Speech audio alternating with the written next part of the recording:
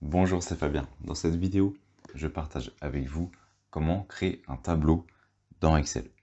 Alors, actuellement, j'ai donc représenté un tableau où il y aurait différentes données. Un tableau avec par exemple des chiffres d'affaires sur une année avec un certain nombre de clients. Je crois qu'il y a à peu près une centaine de clients environ, voilà.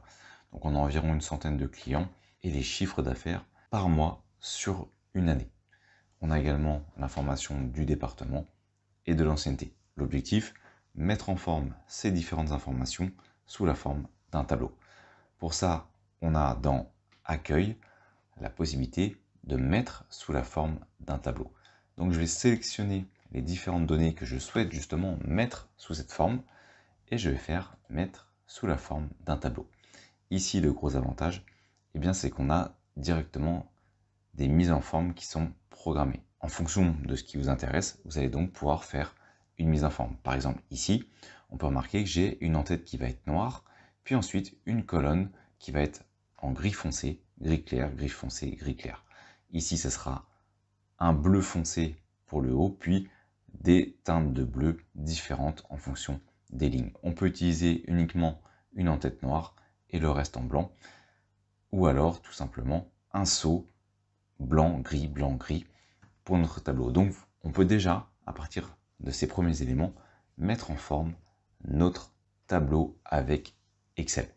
Si vous ne trouvez pas votre bonheur, vous pouvez très bien faire nouveau style de tableau et vous allez même pouvoir donc créer votre propre style que vous allez pouvoir enregistrer pour pouvoir le réutiliser par la suite. Ça, c'est également une possibilité intéressante si vous souhaitez utiliser votre propre style plusieurs fois. Je vais retourner sur mettre en forme de tableau. Moi, j'ai un style que j'affectionne, c'est celui-ci, donc avec l'en-tête noire, puis gris, blanc, pour différencier les différents clients par exemple. Une fois qu'on a cliqué dessus, il va nous demander où se trouvent les données. Vous vérifiez que tout simplement ce que vous avez sélectionné est bien repris dans le tableau. Ici, on peut voir que c'est bon, c'est bien repris en compte. Sinon, vous avez juste à cliquer ici et reprendre les informations qui vous intéressent.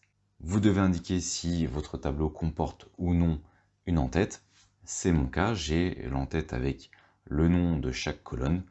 Donc je vais cliquer sur OK. Si vous n'avez pas d'en-tête, vous décochez.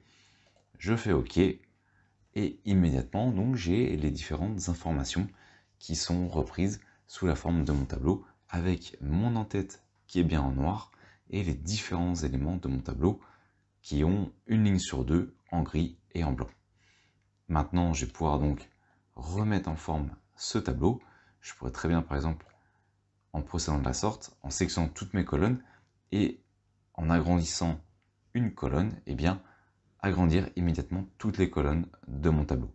Alors je vais rebaisser et par exemple, mon objectif, ça pourrait être pour les mois, les agrandir un petit peu parce qu'il y a certains mois qui sont avec des noms plus longs que d'autres.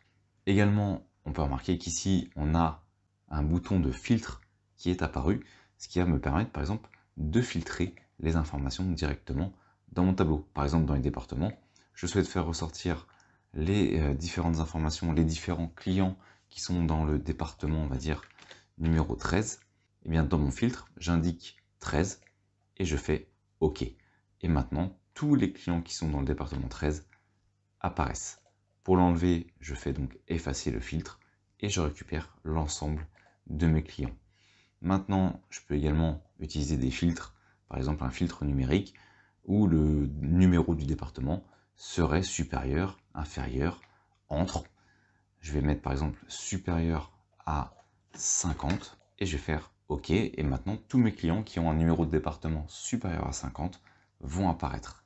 Pour l'enlever, on va donc faire effacer le filtre de département et on récupère l'ensemble des départements. Vous pouvez ainsi mettre différents filtres. On aurait pu mettre entre, on aurait pu mettre égal, différent. Bref, ici, c'est selon les besoins que l'on a. On peut également trier les informations du plus petit au plus grand, du plus grand au plus petit. Par exemple, je pourrais prendre le classement des départements en fonction du numéro du département du plus petit au plus grand. Voilà ce qui vient de classer les informations. Si le bouton filtre vous dérange, vous pouvez l'enlever. Ici, vous avez création, donc vous sélectionnez le tableau que vous avez créé. Donc il vous suffit de cliquer sur le tableau et vous allez avoir outils du tableau, création. On peut changer l'apparence, on peut revenir par exemple sur celle du début. Je peux enlever mes fameux boutons de filtre que je viens d'utiliser. Je peux enlever la ligne d'en-tête. Vous voyez, il y a différentes options qui sont assez intéressantes. Je ne vais pas tout vous les présenter ici, c'est une simple présentation de comment créer un tableau. Et vous allez pouvoir également donner un nom à votre tableau, par exemple, pour le réutiliser dans différentes fonctions dans Excel.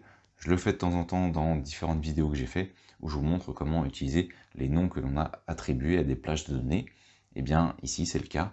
Si on souhaite par exemple donner le nom mes clients, ensuite lorsque je regarde dans les différentes plages qui sont attribuées en termes de données, et bien si je fais mes clients, cela va me sélectionner mon tableau avec mes clients.